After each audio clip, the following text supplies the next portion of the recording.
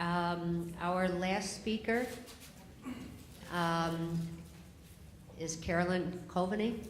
And Carolyn has been a speaker here before. And Carolyn, we like to close out the sessions with a neuroblastoma survivor.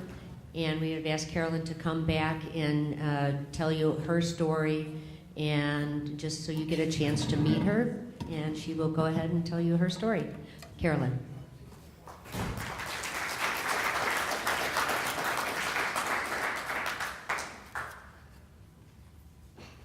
Okay,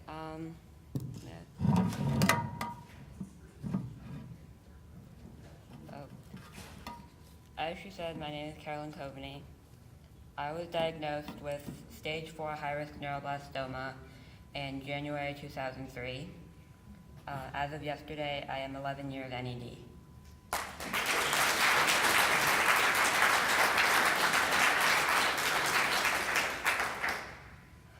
When I was born, I was a happy, healthy baby.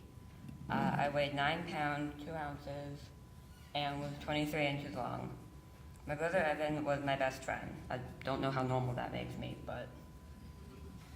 So that's me and my brother when we were little, before we hated each other. When I was diagnosed with neuroblastoma, I was 4.5, and the survival rate was 30%. When the doctor told my mom, he said, quote, "Yeah, we'll get her into remission, but these kids tend to relapse and die." My mom's reaction was somewhere along the lines of, "The hell was that?" So she started looking for a hospital that had more experience treating neuroblastoma.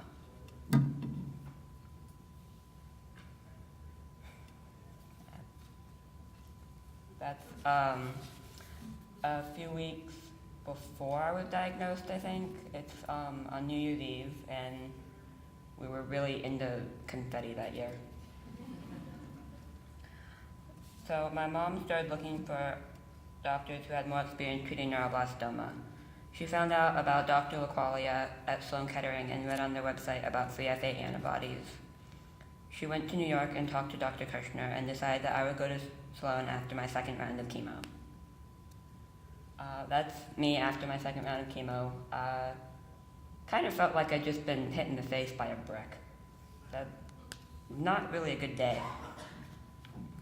My mom and I moved into Ronald McDonald House of New York on March 13th. My dad stayed at home with my brother in Virginia, and I was always really happy when they'd come to visit.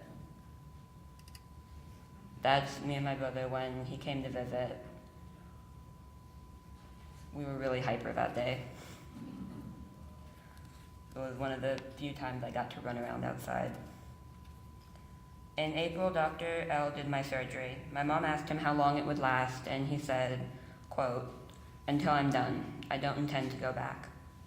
I was in the OR for 11 hours. My tumor still had a lot of neuroblastoma cells in it, and he removed a lot of lymph nodes that had cancer in them. After that, I had 2 more rounds of chemo and a full set of scans that showed I was NED. The day before my 5th birthday, I went into the hospital and started chemo for my transplant. Oh, that's me the night before my surgery. I missed a slide.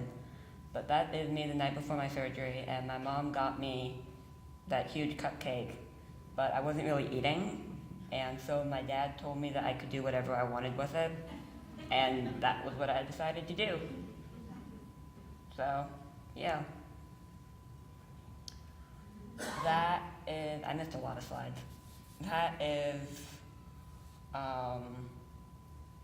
after my surgery, a while after my surgery. And I was very proud of myself for setting up this picture. I don't know why, it was just a big accomplishment for me. And that is me on my 5th birthday, when I was in the hospital for my transplant. And for some reason, my mom wanted me to be surrounded by balloons. So, there's that. After my transplant, I had 2 weeks of 3F8, ow. Then I had 7 days of radiation twice a day, followed by 2 more weeks of 3F8. Good times. On November 2nd, we finally got to move back home to Virginia. That is the day that we moved, the day that we left, me and my brother in the park. Yeah. After we got home, I started to go to the doctor a lot for blood and platelet transfusions, and I had to take Accutane for 6 months. Plus, I went to New York every month for more 3F8. That's me at home, playing with my dollhouse. Then one day, Dr. Kushner emailed my mom and said I wouldn't be getting 3F8 next time we came to New York because I was HAMA positive. We still went to New York every month for a checkup, and they would test my blood to see if the HAMA had gone away. It didn't go away until the last sample they took. I had my last treatment about 25 months after I was diagnosed. That did not end well with a long story. That picture is actually me. I think it was on the first day that I went back to school. We spent a long time picking out that outfit. Had to be perfect. I went to New York for a full workup every 3 months until I was 3.5 years from diagnosis.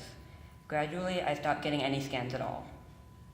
At least until they found the focal nodular hyperplasias, which I just think is a fun word to say. Even though my mom keeps reminding me that it's actually 3 words, it's still fun to say. I don't see the oncology doctors anymore. Instead, I see the long-term follow-up team. And may I say, they're all just so much fun. Just all of them. After 11 years, I don't worry about getting neuroblastoma anymore. I worry about getting skin cancer. I worry about not being able to hear people, even with my hearing aids in. And thanks to my dyscalculia, I worry about math. Why numbers? Why? I might not worry about getting neuroblastoma again, but I can never forget that I had it. I'm reminded every day when I use my inhaler before PE class because the chemo damaged my lungs, when I go to my school for kids with learning disabilities, or when I take my ADD medicine to help me concentrate, even though I'm not ADD. Obviously, I didn't take it today. I remember every day when I look down at my stomach and tell it to keep its shit together so that I can seem normal around other people. Keep missing slides. Never mind. Because of my treatments, I have a long list of side effects, most of which I hate. But one side effect that isn't on the list, and that I love, is me. I'm a side effect. I wouldn't be who I am today if I hadn't had neuroblastoma. I wouldn't go to a school that I love. I wouldn't understand life the way I do. And I would never have met the ridiculous, loud, confusing people who are my best friends. Having neuroblastoma has made me more mature. It's made me realize that there's more to life than boy bands and fashion, and than the latest hairstyle, although I am up to date. It's made me more empathetic. I'm a better friend because people know they can trust me to help them with their problems. And I know what it means to lose a friend. I've lost a few. It's also made me a very stubborn advocate for childhood cancer. I go to Congress almost every year to ask them to give more money for childhood cancer research. Every year, my family and I help decorate the gold ribbon tree at the old post office in downtown Washington. And this year, I shaved my head to help raise money for the St. Baldrick's Foundation. I don't think I'm inspirational, and I don't think the Lord has big plans for me. Honestly, I kind of feel bad when people say things like that, because I'm not sure I can live up to their expectations, and I don't want anyone to be disappointed. I'm just a teenager. I'm irrational, I'm impulsive, and I'm mercurial. I hope one day your kids can be the same. Thank you. Thank you.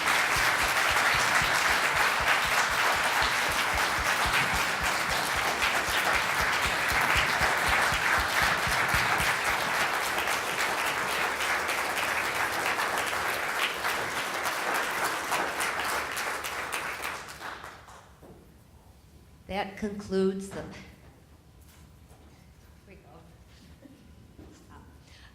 That concludes the CNCF conference for this year.